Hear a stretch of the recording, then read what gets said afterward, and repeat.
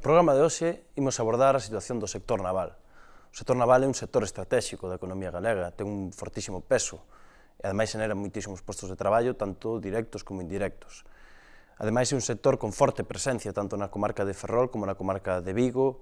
Na comarca de Vigo, até comezos da crise, representaba por volta do 30% do PIB local e nestes momentos xa representa por volta un 20% e baixando. Pero tamén o sector naval ten sufrido ao longo destes 30 anos tres grandes reconversións, a dos anos 80, dos anos 90 e a 2005, que daba lugar á creación de Navantia Ferrol.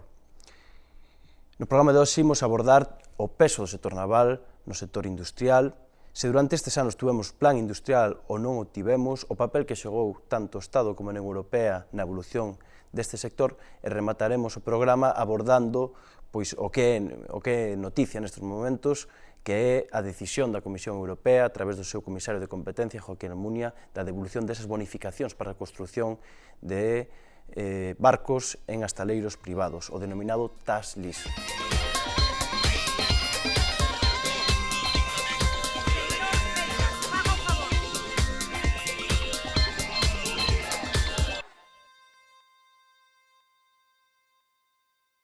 Para abordar a situación do naval, o momento actual e as perspectivas de futuro, acompáñanos no programa de hoxe Xoán López Facal, economista, enxeñeiro industrial. Benvido, Xoán, ao debate de Irmandade TV. Acompáñanos tamén Ana Pontón, deputada do Bloque Nacionalista Galego no Parlamento Galego. Benvida, Ana. Moitas gracias polo convite. Está con nós tamén Ramón Yáñez, profesor de Economía da Empresa na Politécnica de Ferrol. Benvido, Ramón. Hola, moito gusto estou aquí. E finalmente acompáñanos Manuel Grandal, co voceiro da CIGA Ferrol. Benvido, Manuel. Gracias por invitarme.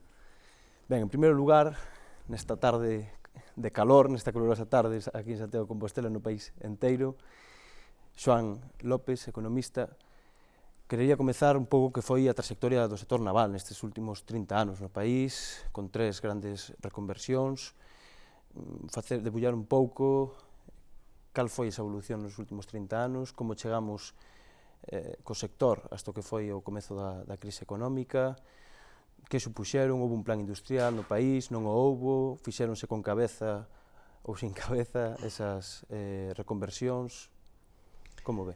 Bon, eu penso que quizá o mellor encuadramento do problema que atravesa neste momento o naval é falarmos primeiro do colapso a que está sendo sometido o sector industrial galego. Neste momento, en Galicia, en termos de traballo equivalente, que significa que medimos todos se un traballa 3 ou 4 horas, pois é medio traballador, polo tanto, en traballadores equivalentes ano, traballan na industria, en toda a industria galega, 146.500 traballadores equivalentes. Isto é exactamente o emprego, se vamos aos datos do Instituto Galego de Estadística, que existían hai 14 anos. Por lo tanto, o retroceso da industria en termos de traballo equivalente é de 14 anos. O conxunto da economía galega tamén retroceu bastante. En este momento hai 1.068.000 traballadores equivalentes en toda a industria galega e temos que remontarnos a 7 anos atrás para ter este emprego. Isto significa que a industria caeu a doble de velocidade e ten un impacto doble que o conxunto da economía galega, que están as circunstancias, como sabemos, malas e ademais descendendo. Ben, este facto eu penso que é de gran importancia por un motivo. Fálase moito agora da balanza externa e fálase de exportacións, pero o que se exporta prácticamente o 100% son produtos industriais. Os servizos non se exporta. A agricultura galega non é exportadora na súa práctica, por lo tanto, nós o que exportamos é produción industrial, produto industrial. E temos que ver que non só eso, sino que a industria é o gran sector exportador e, ademais, a fonte da innovación e da productividade. Por lo tanto, todo o que se está aconsellando agora que se faga economista, a economía debe facelo o corazón industrial do país. E en Galicia temos retrocedido 14 anos. Indo despois ao sector naval, e a mí me gustará moito escoitar o que di Ramón Yáñez, que é un especialista e un un interesado e un estudioso do sector naval desde hai moitos anos, pero vamos, eu un par de trazos quería dar. O primeiro é que hai no sector naval unha serie de erros graves de tipo de política económica, e hai tamén unha situación que é a situación da globalización económica. Neste momento, onde está descendendo cada vez máis o proteccionismo dos países, e a Unión Europea é un área en conxunto moi pouca proteccionista en no segmento industrial, aínda que sí moito en agricultura, sobre todo por imposición dos franceses. Estamos asistindo a unha competencia desmedida, desproporcionada aos países do leste asiático. Son países que teñen salarios moi baixos, teñen un sindicalismo moi pobre, non coñeceron, nunca souperon o que era a socialdemocracia, e en este momento están competindo con países como España, que con todos os problemas que teña é un país europeo, é un país que está nun área privilexiada, e onde é traumática unha reconversión, sobre todo un segmento como este, que é o auténtico corazón do sindicalismo galego e da industria pesada galega. Xunto con a naval, se está fundindo o sector do aceiro, tamén naturalmente, pero hai moitos outros sectores que están en este momento en crise. Un sector, por exemplo, tan prometedor como enerxético, onde hai pouco a esperanza era o sector eólico, tanto por innovación como por capacidade de creación de emprego, nunha actuación política nefasta e incalificable políticamente.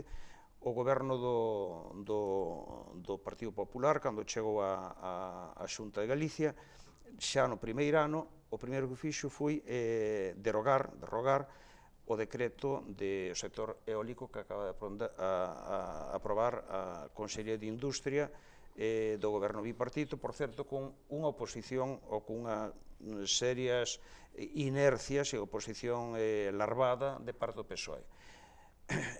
Isto fixo perder unha oportunidade inmensa, porque poucos anos despois a crise do sector enerxético e o desequilibrio que hai no sector eléctrico fixo cambiar a legislación e ese sector deixou de ser importante. Se en aquel momento, no momento en que se fixo o decreto bipartido, se acometera o plan eólico, en este momento Galicia debería xa un investimento importante, teríamos aproveitado unha onda industrial que perdimos. Pero, sí, desculpa. Pero hai plan industrial nestes momentos en Galicia? Se pode falar dun plan industrial? Existe ou non existe? Ou existe tan pouca capacidade desde o goberno autonómico? Bon, o goberno galego ten comprometido neste momento a presentación dun plan de desenvolvemento industrial plurianual, entre outras cousas porque ten un compromiso ante a Unión Europea. Polo que eu sei, ese plan está aínda en elaboración, falta, polo tanto, por instrumentar, falta por dotar financieramente, e levamos xa unha parte moi importante da legislatura, levamos xa prácticamente media legislatura. Por lo tanto, o plan de facto non existe e o único que están tomando son actuaciones moi puntuales que están inscritos a máis nunha política moi prexudicial que se fai en Madrid. O axuste, por exemplo, do sector eléctrico, pois levou a que outro segmento estaba levantado tamén no sector eléctrico, como era de captación de paneles solares, que tiña TES Solar, unha gran instalación no sur de Ourense, era unha empresa innovadora e potente. Están pechados os traballadores estes días. Acaban de pechala. Bon, isto máis ou menos son as circunstancias que hai. No norte de Lugo, por poñer outro exemplo tamén moi ligado, por outra parte, ao sector enerxético, Alumina Aluminio, a multinacional norteamericana Alcoa pechou xa plantas en Italia e en Norteamérica e está ameazando continuamente que pechan en España se non lle dan un réximen tarifario favorable, que parece que yo queren garantir porque sería tremendo que desmontasen eso, porque o achatarramento sería moi fácil, moi inmediato. Por lo tanto, eu creo que destacaría dúas cousas. 14 anos de retroceso, medidos nun indicador tan absolutamente irreprochable como o tempo de traballo equivalente, e sectores en desmantelamento, co sector naval de alguma maneira como máscarón de proa, como imaxe do que está acontecendo en Galicia, en achatarramento e en perda de capacidade industrial. Profesor Yáñez, Xoán López acaba de facer un pouco un repaso de como é a situación do sector industrial, dos diferentes derivados do sector industrial, volvendo un pouquiño que foi a evolución do sector naval e das reconversións. Na súa opinión, como se levaron estes procesos? Houbo erros? Na industria naval española houbo erros sempre. Houbo erros xa nos anos 80 e nos anos 70 anteriormente, cando se fixo un famoso plan de acción concertada que expandeu a industria naval por encima de toda medida razonable. Había xa indicios, sabíamos xa nos anos 70 que se aveciñaba unha crise no naval por exceso de capacidade, aínda non se fixera en España o asteleiro de Porto Real en Cádiz, e malia os consellos de moitos expertos que non aconsellaban facer ese asteleiro, empeñouse o goberno español daquele entón en facer o asteleiro de Porto Real, aumentando moito a capacidade de oferta. Por lo tanto, fíxose mal cando se creou un sistema demasiado grande para España en aquel momento. Cando morreu o dictador, había moita xente empregada no sector naval e os asteleiros públicos había moita agitación sindical, moita resposta ao réximen, e entonces eran os elementos clave para o traballo en moitas cidades españolas da costa, en Vigo en aquel momento, en Ferrol, en Cádiz. O sector naval era un sector moi importante e en particular utilizouse o sector naval público un pouco como apagalumes, é dicir, utilizar os asteleiros como amortecedores, malia a resposta sindical, dos problemas sociales que había en esas comarcas. Entonces, non houbo nunca, en esos grandes asteleiros, un obxectivo de xestionar profesionalmente, é dicir, o obxectivo era contratar traballo, pero despois, se se facía o traballo en perdas, os directivos importáballes pouco, realmente, non? Entonces, na primeira reconversión, nos anos 80, na reconversión do ano 84, a productividade dos asteleiros españoles, e eu teño estudiado eso, era realmente moi baixa. É dicir, que había factores estruturales que indicaban que algo había que facer. A productividade comparada, eu teño aquí unha serie de países en aqueles momentos, era se o índice da República Federal Alemana fora 100, de productividade, a productividade española estaba en aquel momento situada nun, vamos a ver, 50%. Os países como Dinamarca tiñan un 100, Holanda tiña 107, Xapón tiña en aquel momento 117, e Corea, que estaba empezando 68. España estaba nun 50. Estaba cunha capacidade productiva moi baixa. E entonces, bueno, eso serviulle, despois da transición, a xente que fixo a reconversión como disculpa para facer unha reconversión, porque había un factor estrutural. Ese factor estrutural representou unhas perdas tremendas no sector, porque insisto que o sector tiñase inflado demasiado, non?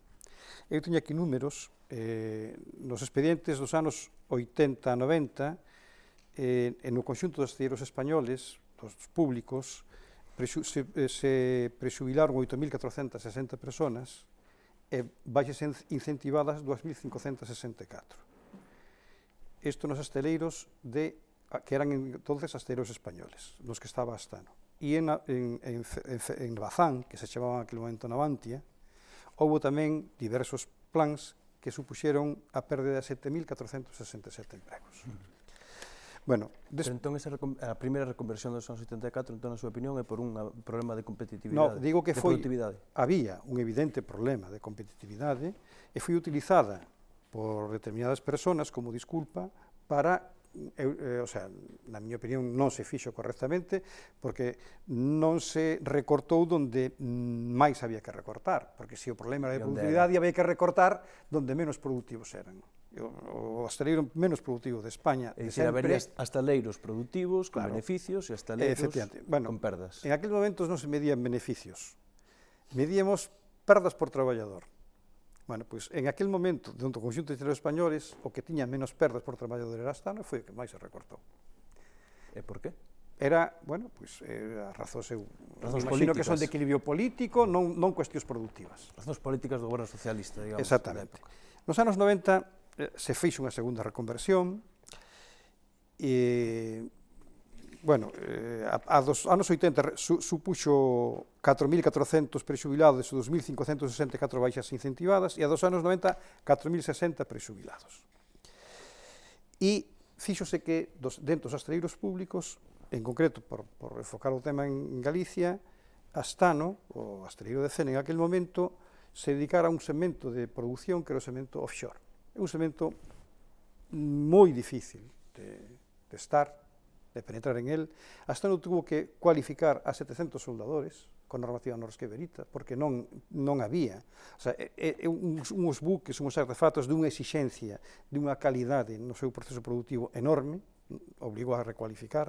Houve que facer equipos de enxeñería específicos, e, lóxicamente, nos anos 90 Astano seguiu perdendo diñeiro, porque entraba en un segmento de producción moi exixente, no que era moi difícil entrar, e tuvo que pagar o peaxe de entrada, os costes de entrada. E ven a última reconversión, no ano 2005. E na reconversión do ano 2005 se dice Astano non pode producir artefactos offshore. Se dice que non pode producir artefactos offshore. E se comparamos o que ocurriu en outros lugares do mundo, eu teño aquí datos dos grandes keiretsus xaponeses, nos que están, os keiretsus son grandes conglomerados industriales, unha parte dos conglomerados son asteleiros, ou dos chaebol coreanos, que tamén son grandes conglomerados industriales, e están os asteleiros aí. Bueno, pois eu teño datos que, por exemplo, por poñer un exemplo, Mitsubishi, no ano 1999, perdeu 137.000 millóns de yens. No ano 2000, 20.400 millóns de yens. O asteleiro Mitsui, 13.571 no ano 99, 29.000 no ano 2000. Sumitomo, 12.000 no ano 98, 6.000 no ano 99, 28.000 no ano 2000. E en Corea, Hyundai, o maior asteleiro do mundo en este momento, perdeu en esos mismos anos, nos que Astano estaba perdendo diñeiro, 161.500 millóns de wons, no 2001, 78.100, no 2002, 245.400 millóns de wons. Son datos que podo contrastar basados en datos oficiales. Que ocorreu? En esos países, tanto en Corea como en Xapón, os países líderes agora na construcción naval mundial, entenderon a grande importancia estratégica do sector da construcción naval. E souperon que tiñan que apoiarlo malia as perdas. Como o apoiaron? O apoiaron basicamente proporcionándolle financiamento a coste prácticamente cero, e concedéndolles contratos internos, moitos contratos internos. Había que facer grandes flotas para transportar os produtos de Xapón e de Corea ao mundo, e a partir de eso saliron. E entraron no segmento offshore, e entraron no segmento de buques de guerra, pero tuveron que pasar por ese peaje. Pasaron por ese peaje e os seus gobernos o entenderon que tiñan que pasar. E expuxeron como condición que tiñan que sair desa situación. Saíron, pero a base de financiamento privilexiado. Pero en España, no sector naval público, co asteleiro de Cene, se fixo pagar por un peaxe de entrar en esos segmentos tan difíciles, e cando tiña superado eso, se dice, usted non pode facer barcos offshore. Hai máis exemplos no mundo. Por exemplo, Fincantieri en Italia perdeu cantidades inxente de diñeiro para entrar nos transatlánticos de luxo, perdeu millóns e millóns de euros, non trouxen o dato, pero durante moitos anos, pero despois empezou a ganar diñeiro. Por qué? Porque aproveitou ese peaxe, ese coste de entrar en un novo segmento, todo o traballo de enxeñería, de deseño, de preparación de equipos humanos, e despois conseguiu unha posición no mercado imbatible, e esa posición explotou. Astano tiña desarrollado un produto que eran os FPSOs, os buques de extracción de crudo en profundidades mariñas moi elevadas, que eran un produto propio deles, e que non se lle deixou explotalo. E que foi explotado por Hyundai, que copiou a tecnoloxía de Astano en ese momento. Bueno, isto na construcción naval pública. Na construcción naval privada, se despois falamos, por non facerlo moi largo o tema. Ana, como o BNG foron estes 30 anos, a situación actual? Comentaba o profesor Yáñez que, se ben era certo que había algúns esteleiros que eran deficitarios, foi unha decisión política do goberno socialista esa reconversión. Como o BNG que foron estas 3 reconversións a situación actual? Bueno, eu creo que o que acabamos de escoitar ilustra perfectamente como aquí estamos ante un problema de tipo político, onde efectivamente no Estado español e no marco da Unión Europea pois está indo a unha, digamos, remodelación do papel que ten o sector naval e concretamente do sector naval público. Se facemos memoria tamén podemos comprobar como todas as decisións que se adoptaron en relación co futuro do sector naval ou de outros sectores, non? Se quixéramos falar, son decisións que non se tomaron en Galiza, son decisións que se tomaron en Madrid ou foi decisións que se tomaron en Europa. E aquí sempre hai que matizar que as decisións que se toman en Europa son decisións das que tamén participa o goberno español, non? Porque a veces se utiliza a Europa como unha excusa, non? Para que o propio goberno español pois non teña que asumir as súas responsabilidades. Por lo tanto, nós temos moi claro que en todo este proceso Galiza non tivo peso por diferentes cuestións, non? Que primaron máis pois, intereses electorais seguramente nun primeiro momento do PSOE en relación con Andalucía, non? E despois tamén creo que o desleixo absoluto dos gobernos que houve en Galiza nos anos 90, dos gobernos Fraga, que permitiron que efectivamente se fora desmantelando un sector que evidentemente é estratégico, que ten un potencial moi importante a nivel de emprego, que ten incidencia non só polo emprego directo que crea, sino por toda a industria auxiliar e por a innovación, e, por lo tanto, para nos isto é unha evidencia clara de como a falta de poder real dos galegos e galegas para poder decidir sobre os nosos sectores estratégicos, pois conleva a que nun momento como este e en outros momentos que non eran de crise económica se sacrificara o noso sector naval. Logo, supoño que entraremos un pouco máis na cuestión do TASLIS, no que nos creemos que tampouco este é unha decisión de tipo técnico, sino que tamén ten que ver con decisións políticas que se adoptan na Unión Europea e coa incapacidade que nos temos para poder defendernos e como na práctica tamén se constata que como este modelo económico nos arrastra, a verdade, que a un panorama social desolador, non?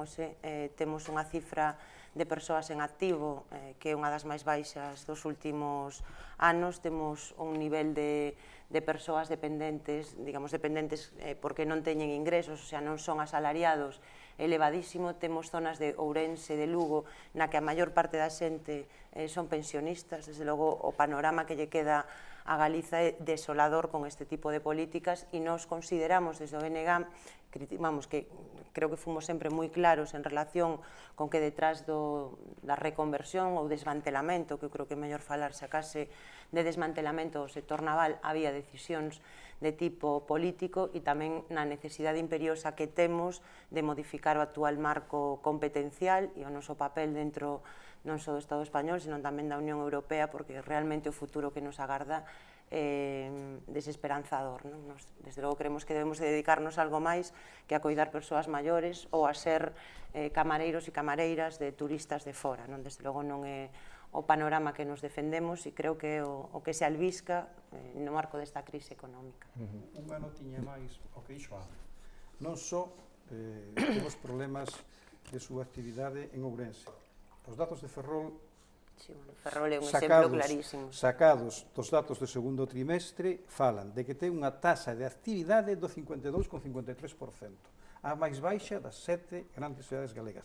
Só taxa de actividade do 52,53%. E ten unha taxa de desemprego do 28,34%. A máis alta de Galicia. O sea, e a taxa de actividade máis baixa de Galicia, das cidades de Galicia. O sea, que non é só un problema da provincia de Ourense. Ferrol se parece xa moito a provincia de Ourense. É a taxa máis baixa das cidades, pero non vamos a discutir sobre isto, porque non discuto. Digamos que hai algo, porque son datos estadísticos que tampouco non merece moito a pena profundizar sobre eles.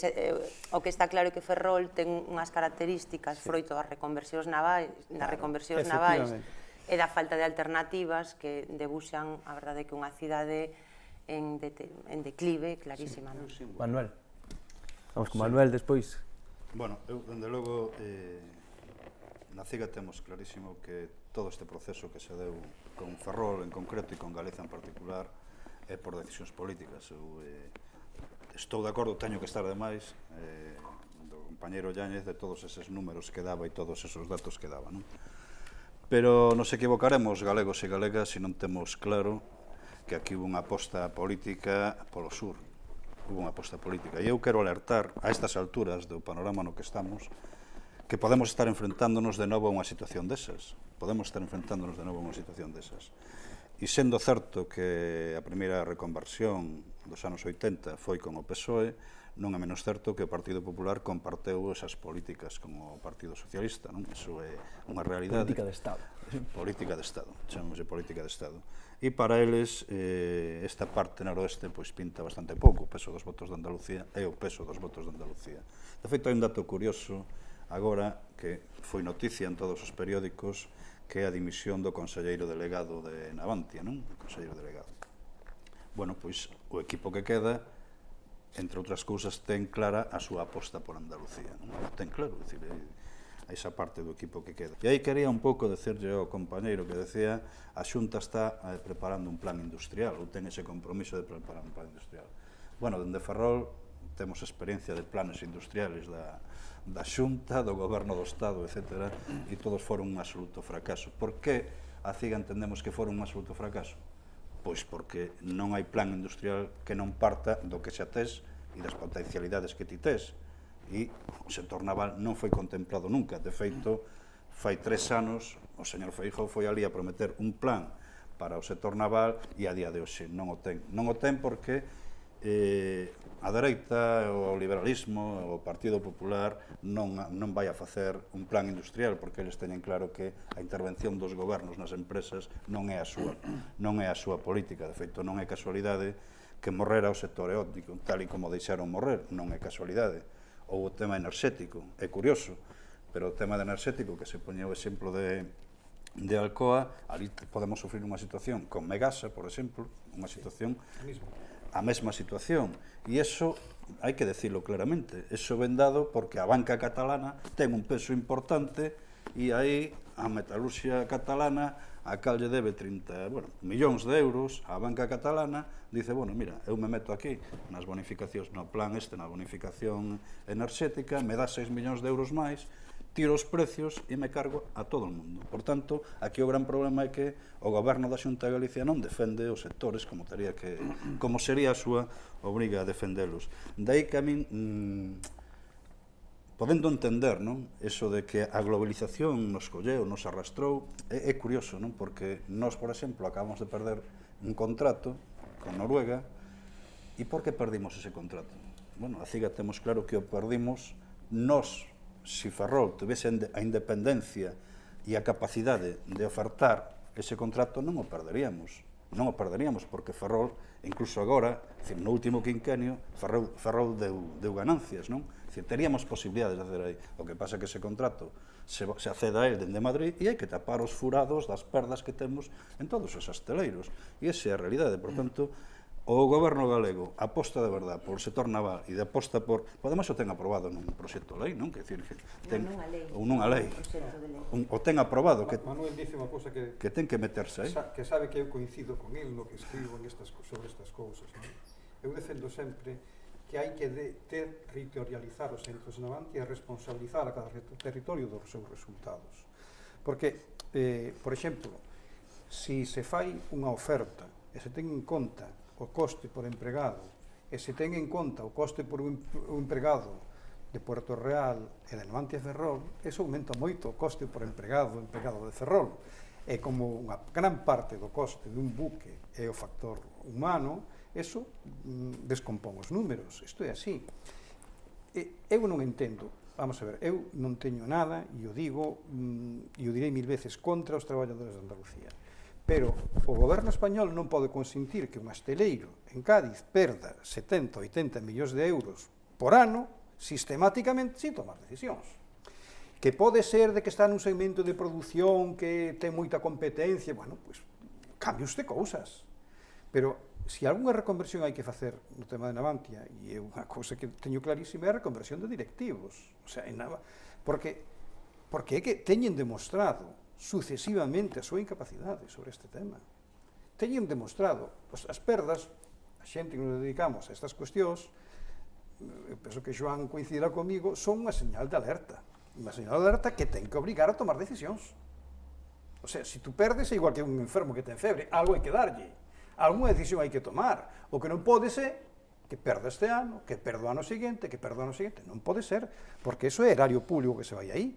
Hai que tomar decisións. E isto é o problema que estamos tendo este. Navantia hai que territorializarla. E Navantia Ferrol Fénet, ou Navantia Ferrol, ten que ser un centro productivo responsable dos seus resultados. E Porto Raro é un centro productivo responsable dos seus resultados. Cada un ten que aguantar dos seus resultados. E cando se oferta, Ferrol ten que ofertar en base aos seus costes, non aos costes de un tremendo totum revolutum que reparte todo de unha forma escura e que ao final eso vai nunha oferta. Eso non ten sentido. Solamente un dato, non sou moi amigo de dar datos, sobre todo nos programas, non? Solamente un dato para afondar en isto, non? Agarradevos aos sillóns. Agarradevos, mirade. Fene Ferrol, no último quinquenio, tuvo uns beneficios de 101 millóns de euros, 101,4 millóns de euros.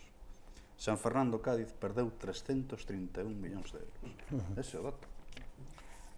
Mirade, eu das cousas que decides, creo que hai algunhas que é interesante facer unha pequena reflexión. Por unha parte, eu estou de acordo, acaba de dicir Manuel, que na política española o peso de Cataluña e de Andalucía son absolutamente determinantes.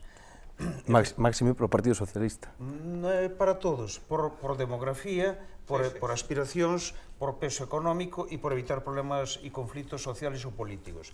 Entón, o problema é que Galicia perdeu tal capacidade de protagonismo que en este momento calquer movimento, calquer moción que se faga para levantar a tensión reivindicativa de Galiza é marcar claramente un espacio propio en todos os sentidos, na decisión, na política, todo isto é absolutamente urxente. Eu creo que estamos en este momento en mans de un partido, dous partidos que máis coinciden en políticas, políticas liberais, políticas con pouca comprensión dos movimentos a longo plazo e das opcións estratégicas, en Santiago e en Madrid, cuya conxunción dá lugar a tremendas dificultades acrecentadas aquí. En todo caso, eu tamén me gustaría marcar algunha diferencia respecto a algunha intervención dos amigos que están neste momento na tertulia. Eu nunca fui un partidario de creer que hai algún tipo de conxura contra Galicia. O problema é máis simple, o problema é que aqueles países ou aquelas sociedades que non teñen capacidade suficiente de protesta, de activar protestas e de facerse presentes en calquer foro, están chamadas a perder. En Galicia é certo que o panorama é negro, pero temos moitísimas outras, temos moitas ventaxes, mesmo no terreno industrial. O semento, por exemplo, que hai en este momento ao redor de Citroën é un semento enormemente innovador. Todo a empresa auxiliar viguesa en este momento, incluso xa están separando da matriz de Citroën e están migrando cara a Marrocos, acompañando outro tipo de empresas como a Renault, que é competencia de Citroën.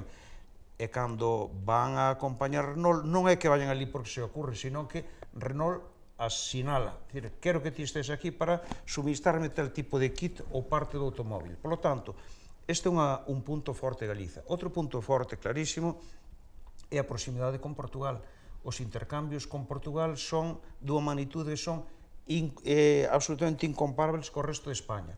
Mais de o 33, entre 30 e o 40% do tráfico transfronteirizo flúe entre Galicia e Norte de Portugal, cando Galicia, como sabemos, ten un peso económico e demográfico do tipo de 5 ou 6%. Por lo tanto, ata o 33-40, daste conta que estamos nun espacio, un auténtico espacio interior europeo, que dá a Galicia unha preeminencia neste terreno tan importante. E, naturalmente, o enerxético e o feito de contarnos con 1.500 kilómetros de costa e a posibilidade de aproveitar empresas que neste momento teñen un nivel de internacionalización alto. Hai pouco tempo estaba eu nun foro de economía na Toxa que convoca e organiza o empresario Emilio Pérez Nieto, e ali tuvemos ocasión de ver casos, contemplar, por xente ademais que é protagonista desto, casos como, por exemplo, os de Gealsa, Calvo, ou mesmo Nogueira, Vítor Ceferino Nogueira, de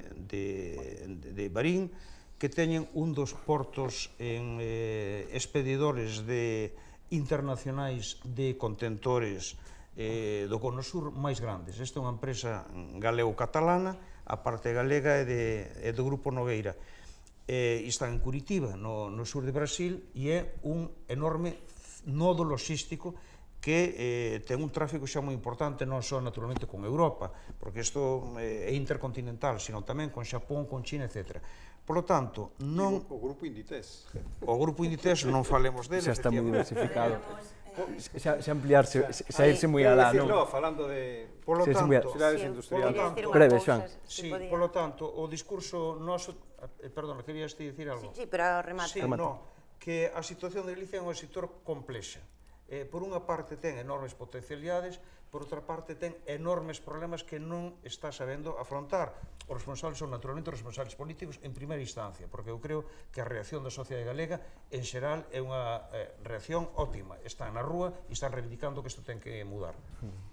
Ben, eu que Galicia é unha nación con inmensas potencialidades, creo que é algo que leva dicindo o nacionalismo, por lo menos, desde moito antes de que eu nacera, non? E que o problema que nos temos, efectivamente, é cal é a nosa capacidade para poder desenvolvermos.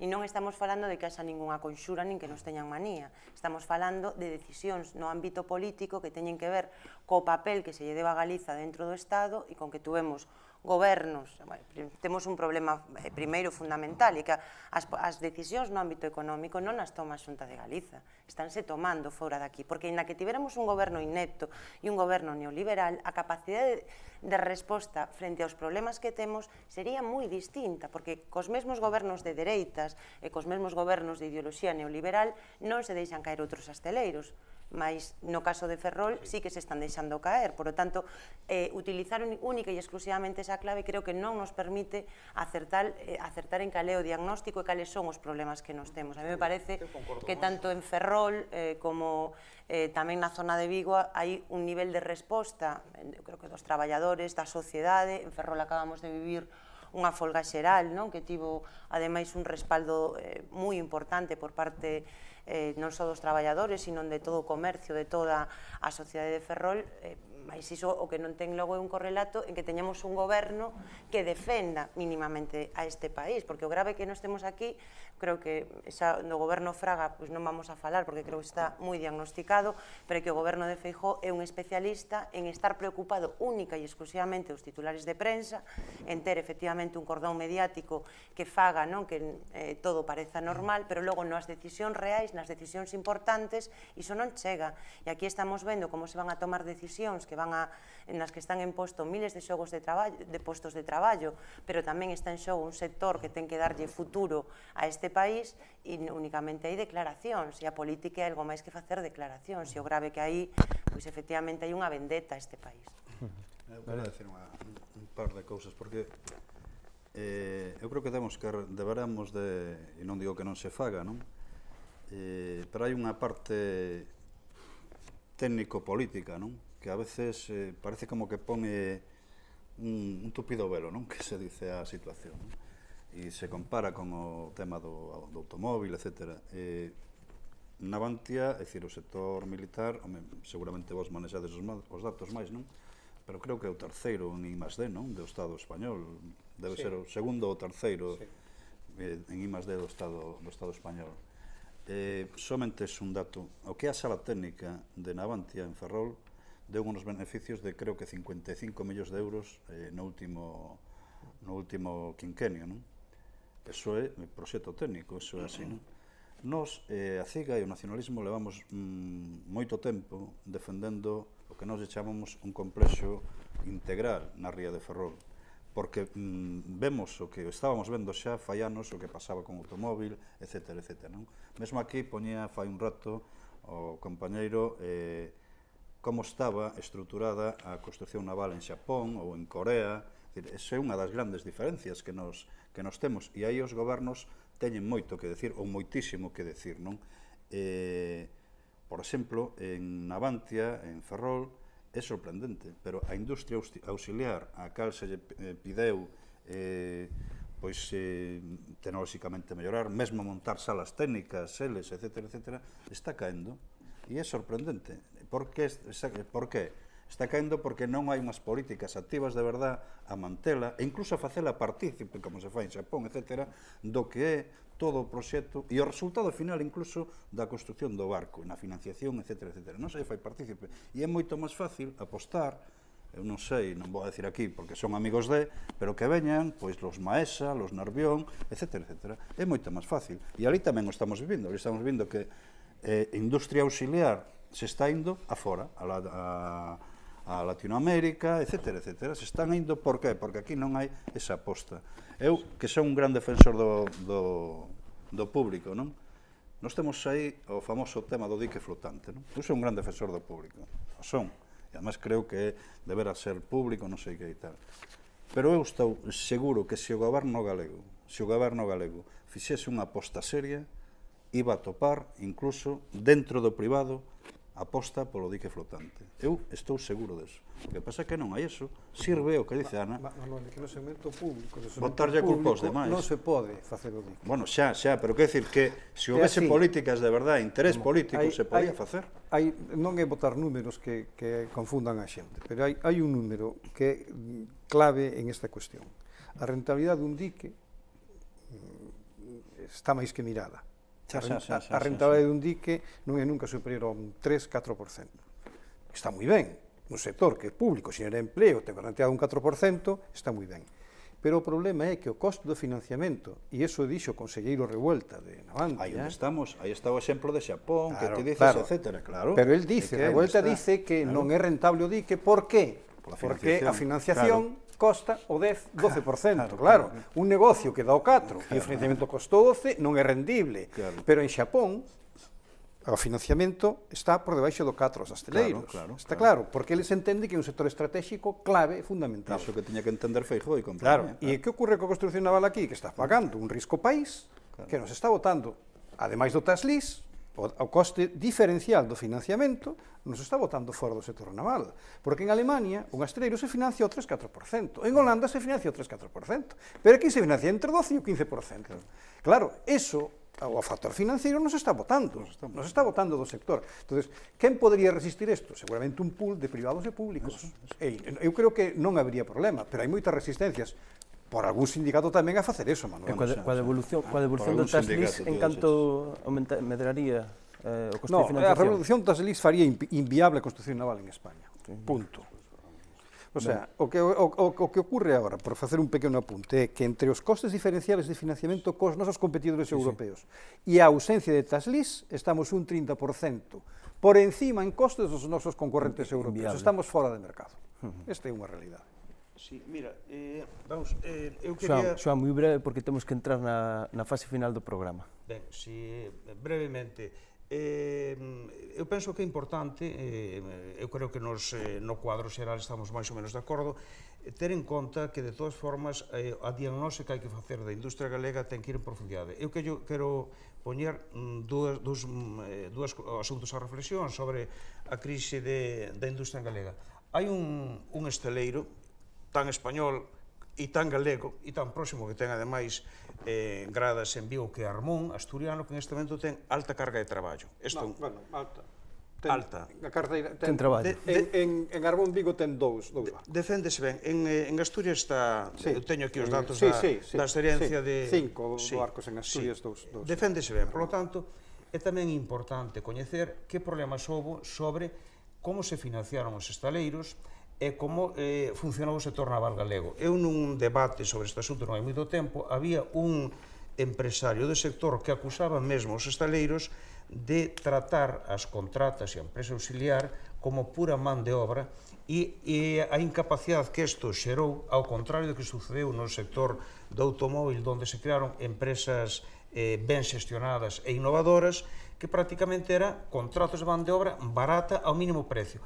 E isto tamén acaba traendo consecuencias. Teñamos en conta, por exemplo, que Vigo está en este momento potenciado por a multinacional Citroën, que está en dificultades, e sin embargo acaba de cerrar 2 plantas con gran polémica en Francia, con un gran escándalo. Por lo tanto, é certo que estamos nunha situación mala, é certo que a política industrial en Galicia é prácticamente inexistente, pero é certo tamén que falta unha reflexión mesmo pública, reflexión parlamentar, reflexión política, sobre en que cousa está fallando a industria galega, os empresarios galegos e a capitalización da empresa galega. Para rematar, quería entrar no tema do TASLIS, un tema que está agora mesmo enriba da mesa. A Comisión Europea demanda a devolución desas bonificacións. O TASLIS, isto afecta fundamentalmente aos estaleiros privados. por unha banda, isto, que vai repercutir, que se pode esperar nas próximas semanas. O día 17 hai unha reunión en Bruselas na que definitivamente se tomaría unha decisión. E despois tamén foi saindo durante o debate, creo que sería bo tamén para pechar o debate de hoxe, as responsabilidades políticas, non? Saliu varias veces onde están as responsabilidades políticas. Na miña opinión, dá a sensación, de alguma maneira, os estaleiros holandeses son os que denuncian a política do Taslis. A política do Taslis está funcionando en varios estados europeos con total normalidade. Está dicindo a Unión Europea facer de Galiza pois un país onde apenas traballemos en sector servizos, está sacrificando claramente a nosa industria, si ou non, e onde están esas responsabilidades políticas e que solución se lle pode dar a iso. Son moitas cuestións. Son moitas cuestións, parece que están moi entrelazadas, non? Tanto a política europea como... Como creo que aquí se nos van a explicar un pouco máis o que é o Taslis, simplemente decir, afondando no que dixeches ti, que non é máis que un incentivo fiscal que existe en moitas partes da Unión Europea, non? Sobre todo, e mesmo en algún dos países que denunciou, que Francia xa tuvo no seu momento un problema co Taslis e que realmente, se agora a industria do Estado español e concretamente a industria galega ten que devolver esos 2.800 millóns, eso sería un golpe de morte, non, para todo o sector privado, co que eso suporía para unha zona como Vigo, onde efectivamente temos un grande centro industrial que pivota nunha parte no automóvil, pero noutra parte moi importante no sector naval.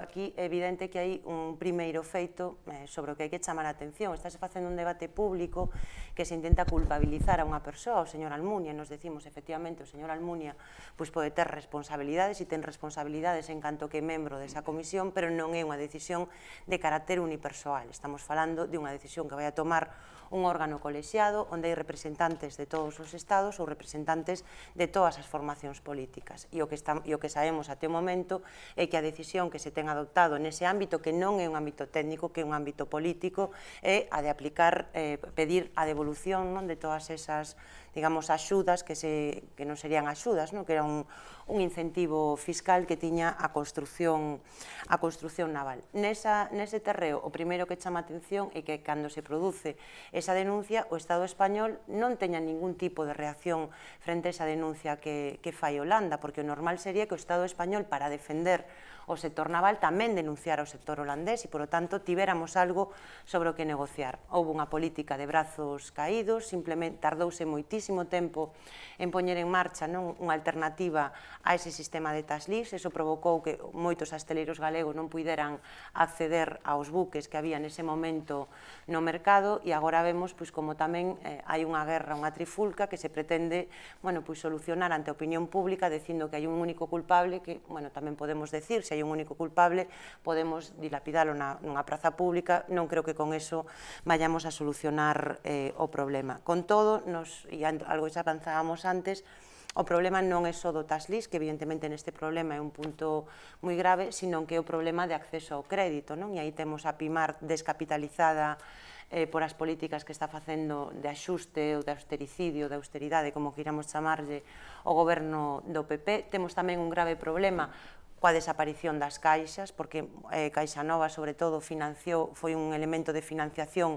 moi importante de empresas do sector naval. Agora sabemos que o seu destino é que acabe nun fondo de inversións que non vai a ter ningún tipo de preocupación pola industria productiva galega, e, por tanto, aí estamos perdendo un elemento importante. E aquí, tamén ten responsabilidades a Xunta de Galiza. O BNG veu defendendo a necesidade dunha banca pública galega. Neste momento sería posible, o Estado non ten por que vender Nova Galicia Banco, podería transformarse perfectamente nunha entidade pública e ser transferida á Xunta de Galiza, e iso sí que nos permitiría poder adoptar medidas do tipo que se fala aquí, de cales son os tipos de interese cos que se pode financiar non só o naval, senón tamén outros sectores económicos. Por lo tanto, eu creo que aquí hai unha responsabilidade clara e evidente, e desde logo tamén unha, digamos, miopía política, un fanatismo neoliberal que estamos vendo que leva a que moitas decisións que serían importantes adoptar non se adoptan porque están, claro, fora deste marco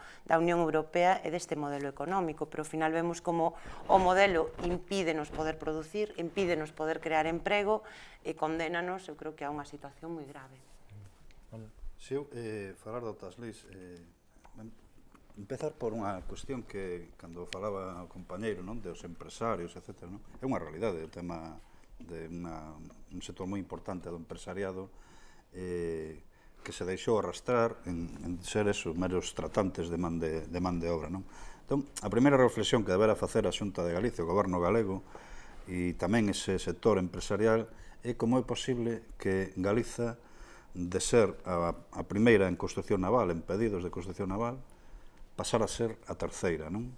Detrás de Euskadi e Asturias. Esa deberá ser a primeira reflexión que se deberán de facer en 3 anos.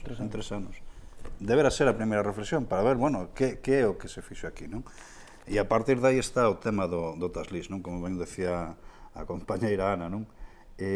O goberno da Xunta de Galiza, porque agora xa o contrato de Pemex tamén depende do Taslís, decía Feijóo este día, non? É que é algo inconcebible todo isto, non? Bueno, pois decía ben, non? De 27, 20 son dos populares, non? É dicir, son do Partido Popular, 20 dos comisarios que deciden, dos 27 son do Partido Popular. Por tanto, eu creo que aí claramente hai un problema ideolóxico, un problema de non querer entrar demasiado, de ser máis papistas que el Papa, sobre todo o goberno español e o goberno da Xunta de Galicia, non? De aplicar levar o neoliberismo a rexatabla. Aquí os compañeros me poderán corregir, pero o proteccionismo na construción naval existeu sempre. Existeu sempre. E existe por parte de que... Existe, non, pero que os países nórdicos, Finlandia, etc., todos, é dicir, o proteccionismo existeu e existe. E aquí somos máis papistas que el Papa. Eso é grave.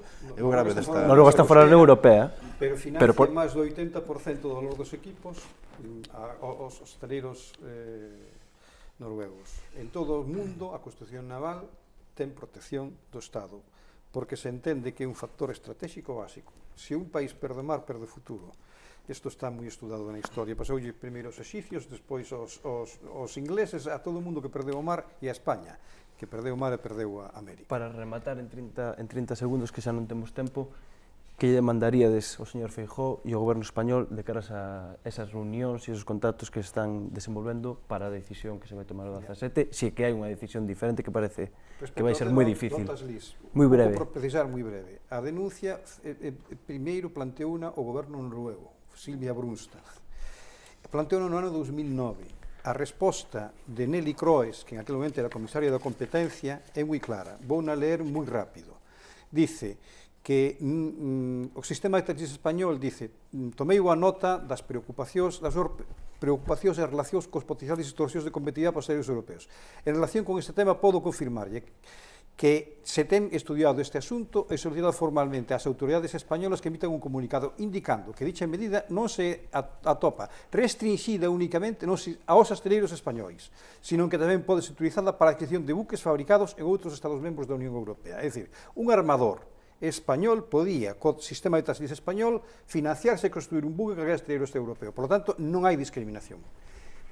Non existe a discriminación. Eso é unha carta que Nelly Kroes fai no ano 2010, a unha pregunta do ano 2009. En todo caso, se houbera que devolver algo, sería a partir do ano 2010, 2011-12, que non hai nada que devolver en ese caso.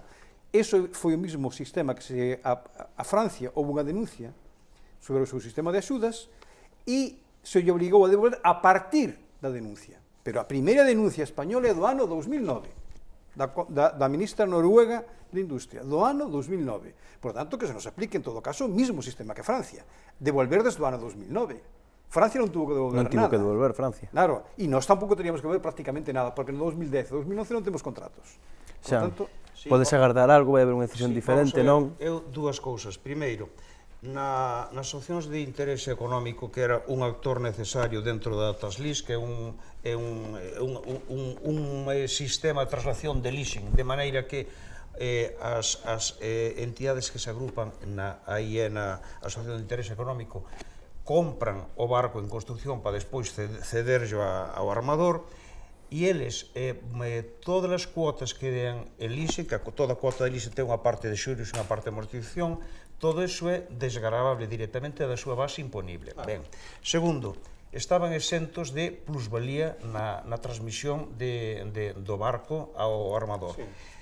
Empresas como Inditex, a máis importante, pero tamén Nova Caixa Galicia, o Gallego, el Banco Pastor, Freire, Alejandro Barreras, moita xente participaron en sociedades, en asociacións de interés económico. Concretamente, Inditex, xunto con Santander e con Ferrovial, chegou a constituir 49 sociedades de interés económico con base en Canarias para desgravar fortemente os seus beneficios, que era o que lle conviña. Por lo tanto, eu aquí debería decir dúas cousas. Primeiro, o primeiro golpe de Vir, caso de Vir, e estou de acordo totalmente con Ramón, de que simplemente por non establecer discriminacións mal defenderían a España os abogados do Estado e o goberno español se lle meten este gol, pero caso de que este gol entrase pola escuadra, os primeiros que debían soportalo foron as empresas que con fortes bases imponibles positivos desgravaron, e desde logo non o hosteleiro. Perdona, Ramón, que xa estamos sin tempo, Ana. Eu a Feijóo, a verdade é que non podo esperar nada del, porque eu creo que é unha persoa que ten demostrado que, vamos, non ten capacidade para enfrentar ningún dos grandes problemas nin ningún dos grandes temas. Si diría que creo que a sociedade galega, o pobo galego, ten unha responsabilidade moi importante cara ao seu futuro en relación con este tema, que eu penso que é importante que fagamos moita presión. Eu non sei se hai prevista algunha movilización, pero, de logo, creo que sería algo moi relevante, porque hai que meter presión tanto o goberno galego como o goberno do Estado, porque aquí está en xogo algo máis que os miles de postos de traballo que xa hai neste momento, que son moi importantes, sino un sector estratégico para Galiza, e, polo tanto, non podemos perder o naval. Movilización, cando os nosos telespectadores vexan este programa, xa os xoves, seguramente, houve manifestacións masivas tanto en Vigo como fundamentalmente en Vigo. Manuel, brevemente para rematar, que vai acontecer? Agardades algo desde a CIGA? Hai marxe para presionar? Ou se cadra os centros de decisión política están tan lonxe que é difícil desde aquí presionar e desinfluir? É que estamos obrigados a presionar, estamos obrigados non só os traballadores e traballadores da Naval, sino en toda a sociedade galega, non? Como se decía, é un sector estratégico, un sector de futuro. Se falaba aquí do que significa para Vigo, o PIB para Vigo, do que significa Navantia para Ferrolterra e para a provincia da Coruña. E eu son claro nisto, decir, un gobernante que se precie de gobernar un país e de gobernar o seu, de ver a posible futuro do seu país, ou sosterse o seu país, pois só lle queda ou tirar por isto con a insumisión ás decisións que se poidan tomar que vayan en contra do país, ou dimitir, que non lle queda outra, non hai outra alternativa, non? Pois con esa proposta de insumisión por parte de Manuel Grandal, co voceiro da CIGA, poñemos fin a este programa de hoxe, onde pois pouco a pouco os convidados xa se van interrompindo, xa se van matizando, xa vaise dinamizando un pouquiño máis. Hoxe tratamos o tema naval, un tema que preocupa moitísimo a sociedade galega polos efectos económicos que vai ter, pola destrucción de emprego, en definitiva, todas as claves foron saindo aquí. Lembrade, isto é Televisión por Internet, isto é Irmandade TV, e agardámosvos a semana que ven cun novo tema.